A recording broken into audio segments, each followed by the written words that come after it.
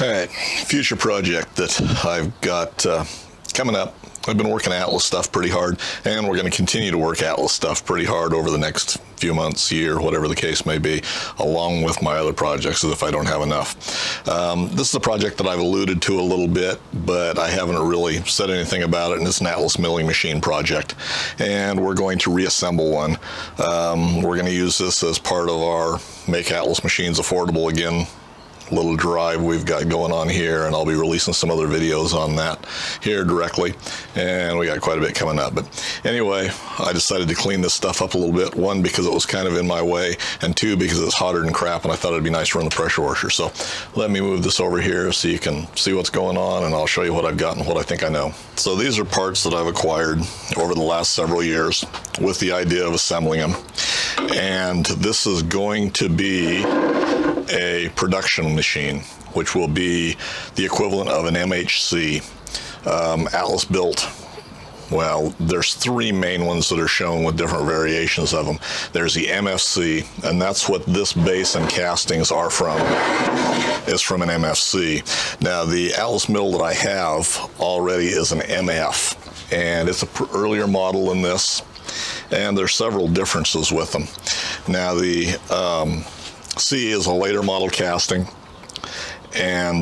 or castings, and there's several things that just off the top of my head I noticed are different. On this one, there's a door on the back, where my earlier MF, and this was access for a coolant pump. You know, Atlas did a coolant pump for in the base. I may or may not utilize something there. So that's one of the differences, is this has the extra plate so you can access a coolant system in the back. The castings themselves are different, and that's the only difference that I noticed right off the top, off of the column. Now mine is marked, or my current mill that I've got, that I run occasionally now, is an M1-1. Now this one, and in the catalog they show an M1-1A, and I can't tell, this one's kind of garbled up from the casting, so I don't know exactly what that is. One of the other differences that I notice is on the earlier machines, the hinge for this little door was cast into the casting, whereas this has two screw holes. Now, I've seen several of them with bigger screw holes holding the hinge on the bottom, and it looks almost like an after add-on hinge where somebody may have broken them off, bad casting maybe, and they ground them off to use a head casting, whatever the case may be. So, but my M1 has the center portion is cast into the head itself. So that's the main difference right there in the casting. So this base and the column and head casting were from the same machine. I purchased them that way several years off of our wonderful auction site. Now the rest of the stuff I got over time. Part of them were from one lot and sold as a lot, and they were the main components for this. Part of them I've added on. Now this is the guard that goes on the MHC and the M1C, and I don't know if they did a M1, would have been a previous version of this same machine, or if they didn't start this series until they were designated C. I'm not sure yet. We'll find out more as we go along. But anyway, this side, since it doesn't have the power feed assembly and everything, this cover mounts right on here, and it was used on the M1 and the MH, and I'll designate them that way, whether they have a C designation or not. So that one I acquired separately. It came up and I grabbed it. I got the knee and the table, and I believe the drive system for the table traverse and the handle would have been one, and maybe this mounting bracket that goes to that too. And then this gear drive, or this table traverse, I got separately. I'm not sure about the pulley, and I don't even remember the number for that. I don't remember what the number is. So anyway, I have all the components to build an MHC. Now, the only difference that I think there was between a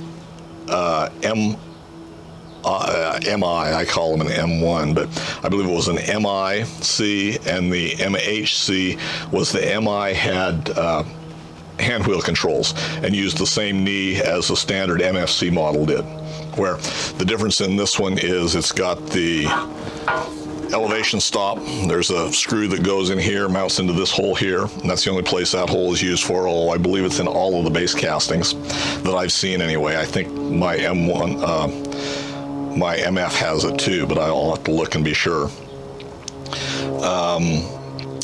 The knee for the MH has our elevation control right here on the front, where the MI and the MFC, it comes out at an angle, at about a 30-degree angle, I believe is where that hand wheel is for elevation. So this is the knee, and it's complete. The table had been repaired, and this is the drive mechanism. It mounts under the table, or under the end of the table. Now this table had been repaired.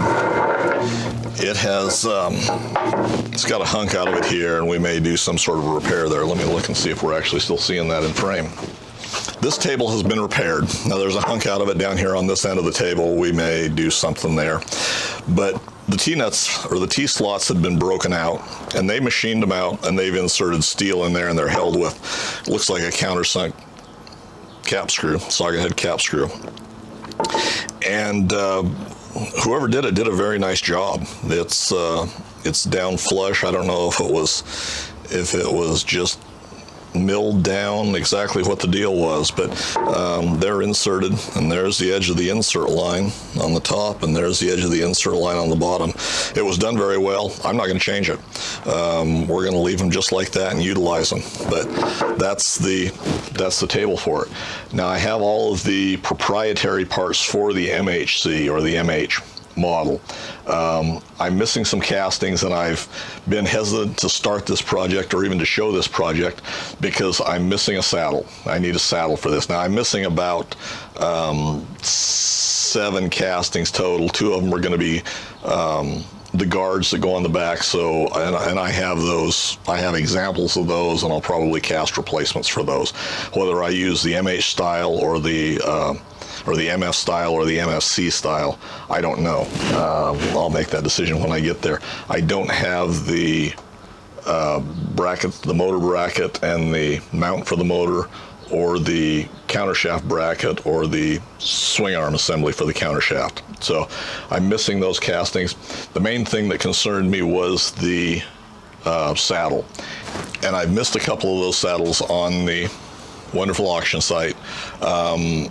There's one on there now. I refuse to give what they want for it. I've made an offer on 2 or 3 of them that I felt were overpriced, and I got counter offers back that I wasn't willing to accept. I didn't think there was, I think they wanted way too much for them. And that's been my complaint here lately with eBay and some of these aftermarket sellers. They think they've got you over a barrel, and they think that their stuff is worth gold. And I think we can probably make these machines a little bit more affordable again by showing how to build some of these parts, and how to maybe produce some parts that are a little bit more reasonably priced. So there'll be more to come on that. But what's going to happen for the saddle is I have a saddle as an example on my MF. When I get that far, which will be in the not too distant future, I still have to finish the index centers that I'm working on now. But one of the first projects on this machine, other than just cleaning it up and starting to assemble what I can on it and true everything up, is going to build a pattern for a saddle. And we will cast that in cast iron. If when I get to the point that I'm not ready to actually cast those yet in cast iron, why, I may send those out and have one cast. I can send my pattern off and have one reproduced, and I would much prefer to do that than I would to buy a used part for a exorbitant price. So that's my take on that. I wouldn't have even been working on this today, except it was so dang hot that running the pressure washer was a good experience for me today. So I'm gonna make sure everything's dry here, tuck this stuff away, and probably go back to working on the index centers, although we're still in that 90, high 90s weather here. So we complain when it's too cold, now it's too hot, you know, so we're never happy. So anyway, hopefully you find this a little bit interesting. I hope you follow along with this, and I think we can all learn something along the way, including me, because I'm just some fool bumbling along here trying to make his way. So as I said before, this is a hobby for me. I enjoy doing this stuff, and you know, if part of it evolves into making cast iron castings for this and machining some of this stuff, why, that's what we're going to do. We're going to document this pretty fully, both on website and through videos like this, and they'll be out there so you guys can follow along from start to finish. Sometimes my way is the right way, sometimes it's not the right way. It's just the way I'm proceeding. So comments or suggestions, leave them in the comments section for me below. Like them, share them. If you haven't hit that subscribe button, I'd appreciate it. And as always, thanks for taking the time to watch.